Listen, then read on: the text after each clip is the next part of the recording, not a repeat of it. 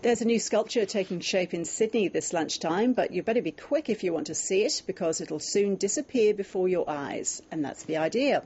The sculptor is an internationally renowned artist from the UK who's also a climate change activist. He's carving a life-sized polar bear from a 10-ton block of ice.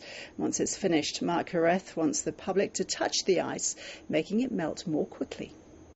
So I decided to make a skeleton of a polar bear in bronze as the core inside this sculpture, and then put it into a tank of water and I'd freeze it into a block of ice, which is what we brought here in front of Circular Quay.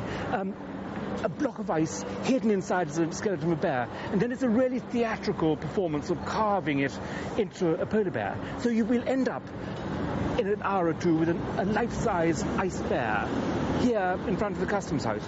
And now this is where the messages really get going, because this is full of symbology. If we just leave the bear in the square, it's going to start to melt. And that's the sort of cyclical warming of the planet. That's what that's talking about. But when we release the bear to the public, they're all going to be touching it. When you touch that bear, you can feel it just melting under your hands.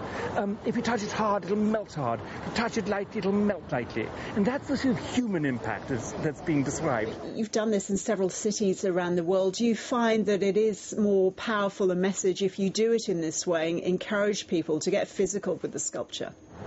It's absolutely that. This is a sculpture that is meant to be made by other people, not by me. More people that touch the sculpture, they're touching the Arctic. This is a sculpture of the Arctic rather than a polar bear. You touch the sculpture, you touch the Arctic, you get a feel for the Arctic, you get a feel for the problem, and hopefully you'll become part of the solution. So I need as many people as possible touching it, not just in Sydney, but from across the world. People have got to interact with it. So it's very important. It's a mass people's sculpture. You can clearly see the shape of a polar bear already with the work you've already done. How long will it take to finish, and how long will it take to melt?